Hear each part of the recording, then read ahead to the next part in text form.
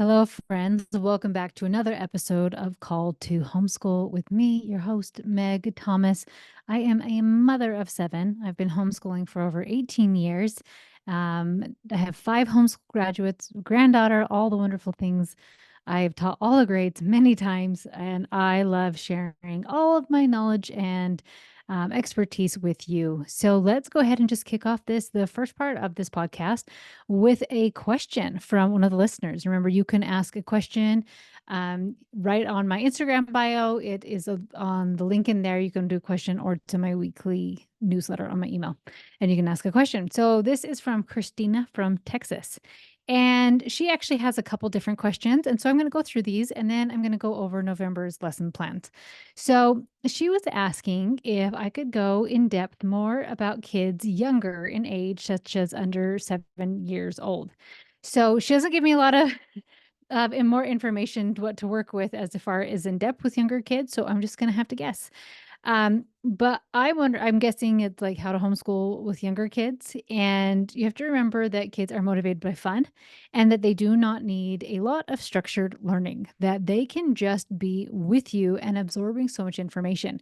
And especially younger kids, they want to be included. They want to be near mom, right? As they get older, they want to kind of branch out a little bit more and have a lot of more of their own free space. But these little kids really want to be with you. And there's so much they can be learning by just being with you, walking up the stairs and you count, right? The shapes, colors, reading to them. So many fun things. And then playing games, even something as simple as Candyland, where you have them counting the different colors. Sorry was a game that we did a lot to practice counting. My younger, because he had so many big siblings, was playing Monopoly a lot.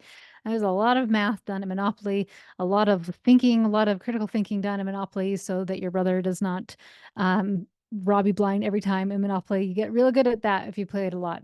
What's the one that's like you build trains? I can't think of what it is, but a lot of geography, puzzles, so many things, but just playing with them and structured learning. If you do decide to do it, needs to be so short and sweet. I don't know if I can say that enough about on the podcast. I think some of my messages are keep your lessons short and sweet, and grades are made up, grade levels are made up. So do whatever the heck you want. Um, but just go, like a lot of people will try to fire hose little kids because they are little sponges and they are excited, and you'll really kill their love of learning. So work on habits of obedience and cleaning and kindness and all of these wonderful things of picking up the house and um, being able to brush your own teeth, those things. So with younger kids, focusing a lot on habits, a lot on connection, a lot on this is how our house runs, and like throwing in schooling very naturally, very organically. And if you do structured learning, make it very short and sweet. And if you've lost their attention, be done. And read a lot to them. Little kids love to be read to. So that's what I would say for younger children. So the next part of the question is what advice for children who are known as quote unquote gifted? So first of all, don't put a label on your kid. That's hard. And you don't even know like if they're gifted. And for me, instead of labeling a kid like you're gifted, to me, I would just say, oh, this kid happens to excel maybe in math. So maybe that means in my homeschooling, if I have a kid who's really good at math, then maybe I can push a little bit more. Or if I have a kid really gifted in art or has more talent in art of helping them maybe hone in some of those talents. But gifted is a really hard term to put on a kid, and we just don't want to we just want to avoid labels, and it's we get to go at their own pace, so we don't need to worry about gifted. And if they are reading at a 10th grade level when they're 8 years old, we don't need to worry about that stuff. It's just they just are where they are, and let them be naturally where they are instead of giving them labels like, oh, you're good at this, you're bad at that, right? But we just have different things that maybe we're more inclined and we enjoy, and maybe there's things we don't enjoy. So I don't know that I would do labels, because that can really backfire and maybe even push a kid who doesn't love something, that just because you think that they might be really gifted in an area, and it can ruin a relationship. So be careful with that, and just go with things at your own kid's level. So if they love reading, great, let's read a lot. If they struggle with reading, let's go real slow and play games. They love math, great, let's do a lot of math. They don't love math, great, let's slow down and play a lot of games, right? Like that's as simple as that.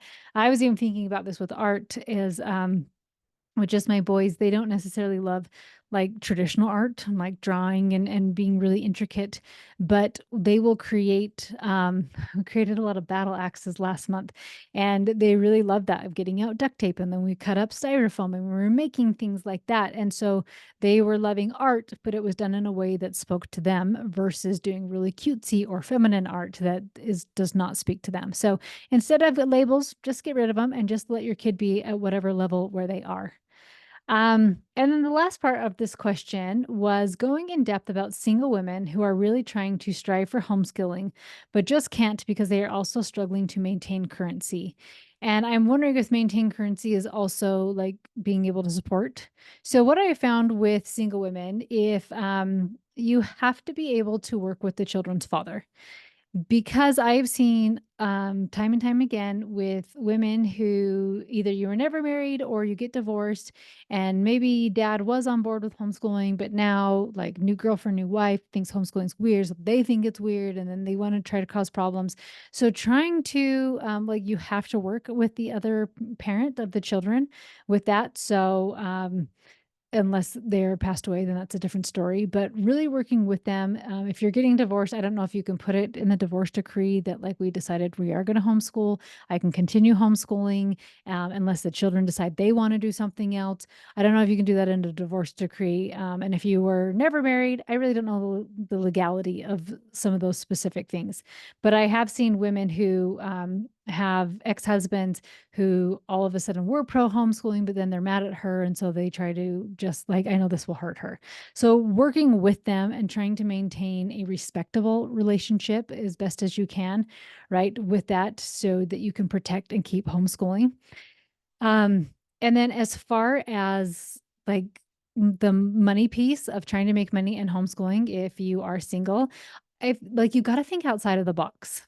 And my husband and I were talking about this the other day, and maybe because he's such an entrepreneur and I've been married to him for 25 years. So, like, my mind a lot of times will start thinking like this too, that if so you're in Texas, so like a lot of homeschoolers in Texas, but their micro schools are just popping up like crazy.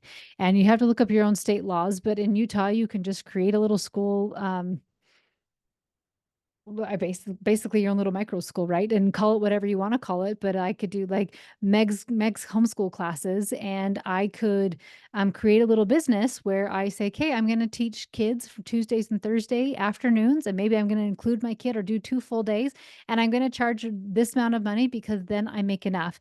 Plus, I get to homeschool my kids. Plus, we're going to have some social time. Plus, my kids like all these awesome things. And so, if you are single, or maybe even if you're not single and you're like, I don't know how to homeschool and be able to afford life, like micro school is such a great way. Tutoring is another great way. Like, you're already homeschooling your kids, why not tutor the neighbor kids too? So just start thinking outside of the box of different things that you could do. I also know a couple of my clients have been cleaners. And so they would clean in the evening, or go do things like that, where they could go and create a little business where they are doing a skill where they could pick the hours, right? So a lot of ideas like that. A preschool is a really good one too. Those are really great. You can make good money with preschools. I can't even remember how much my oldest kids went to preschool. So, like, this is 20 years ago, over 20 years ago, and I was over $100 a month back then, and it was twice a week for 2 hours, and they had classes like in the morning and in the afternoon. So if you have 10 kids at $150 a month, right? Like, you can start doing the math and seeing how quickly that could add up if you do 2 preschool classes, just Tuesday and Thursday, a block in the morning and a block in the afternoon, or a micro school, right? So many ideas of ways that you can start making money. Stuff online. I've seen a lot of people do stuff with tutoring, working for places like Open Ed, where you can just do it at home, like, and pick your own hours.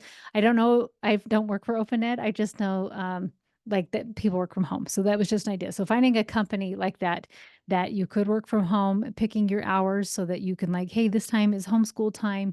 This time is my work time. So when you start getting really creative and like, how could I? And ask your stuff questions like, I bet I could think of a way. And you could even think of your talents and your gifts of, and how to make money in those types of areas, right? And allow your brain to like take in all the ideas, because when I think like, okay, if I needed to make a bunch more money, what could I do? And if my brain's like, you can do anything, you don't even have a college degree, then I'm like, yeah, there's nothing I could do. But if I start playing with the ideas of like, okay, we all have the internet, we all have cell phones. What could I do like with some of these very basic skills? Even like say you're good at making movies. What about making reels for somebody, right?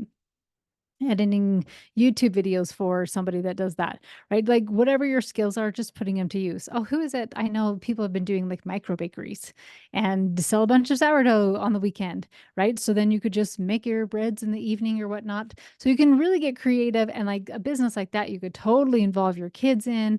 And maybe you don't want them touching the dough if they're all really young, but they could help with the sign or help with the sell. You could do math with all of those things and really make it this really neat family experience. So those are some ideas to answer your questions. So let's dive in now to November lesson plans. And I've just had I have a blast writing these, and I love thinking of these things. And we actually, my kids, we've already studied this, so I've already read a lot of these books. And so I love that I get to share what I've already done and help you with your family. You know, my philosophy is very Charlotte Mason-esque, where I'm really focused on habits, short and sweet lessons, but a lot of depth. And so just to kind of go over the ideas for November and what I have. So for my life skill this month, it is all about our emotions, of navigating emotions. Now, we don't need to give kids mini therapy lessons of like, let's talk about how what was going on for you when you decided to do this naughty things, because they don't always know, right? But like you can start having this be a part of normal conversations of like, oh, I feel frustrated sometimes. And when I feel frustrated, what could I do besides punch my brother in the face? What could I do besides put a hole in the wall? Or what could I do besides run away and cry? Right. And like just starting to teach them some ideas of things you can do. And your example always speaks really, really loud, and probably the loudest. So as you master these things, it will really help them as well. But just some fun. I have my book that'll be a part of this, but other things to do to really help teach kids about emotions and help them navigate it. Now for history, so last month was the Austro-Hungarian Empire, and now we're going to jump over to Russia and the Russian Revolution, because once again, remember, we're getting ready for World War One. So all the different things that were happening in the world before World War One. And so we have the Russian Revolution. And we love, like when we studied this, it was so fun. And I had this little book about the Russian Revolution. And one night, I can't remember how old George was, 6 or 7. And I was like, hey, pick a book for bedtime. What do you want me to read? And he brought me the Russian Revolution book. And I was like, oh, wonderful. I would love to read this to you. Like, let's talk about Rasputin. So anyways, lots of good stuff there. Uh, just kind of the history of Russia, the Romanovs, the Russian Revolution, just some ideas with that. And then because November is Thanksgiving, the last week is actually just a movie, a fun movie idea. And so that a lot of people want to feel like they get through all the lessons. And so that's an easy way during the week of Thanksgiving to be like, let's watch this movie. Awesome. I feel really good about that. And because of that, the poetry and the folk tales and the artists and composers, all of those are going to be Russian. And there's some really great Russian musicians, composers, and so fun, and Russian tales. And we had so much fun when we were doing like reading about all this with my own kids. For science, we're going to study something really fun that also comes from a Russian scientist, but then obviously learning it in a way that is fun for little kids.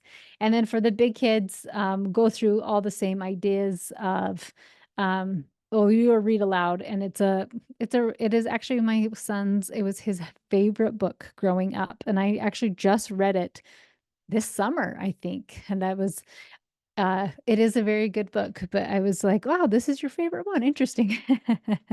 But it's a really good book. And it was like, I think it's more of a boy focused book, I guess I would say. But like, obviously, you can read both girl books and boy books, whatever. And so my sons loved this book.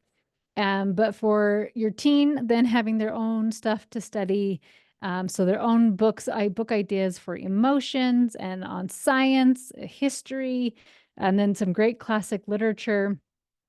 So all the good things in there. And Yeah, just making homeschool so simple for you with these short and sweet lessons with a lot of depth. A lot of this can be for your group subjects, and then as they get older, they can do these on their own. If you have a kid who's a really good reader and they're younger, let's say in like 8 to 10, and they're a great reader, then you could even have them be reading some of the other books on their own. And then maybe you just do the activity with them. Super simple ways. I mean, honestly, if like she was asking ways to make money, you could take of these and then like do it with a bunch of neighbor kids, put it out and saying like, hey, I'm going to teach these subjects. We're going to do art and we're going to do history and it ties in all together. Or we're going to do all of these and we're just going to do like, maybe you're going to lump them together or do a little bit something with every people every day. And you could really add in some extra income in your own family to keep homeschooling if you need that extra support. But yeah, these lesson plans are uploaded onto my website, coachmegthomas.com. And you also, yeah, that's where they are. On my website, you can grab all the lesson plans there. If you have any other questions that you would like asked on the podcast, please make sure that you submit your question either on my Instagram bio or it is on my weekly newsletter. So, friends, have an amazing week, and I will talk to you next time.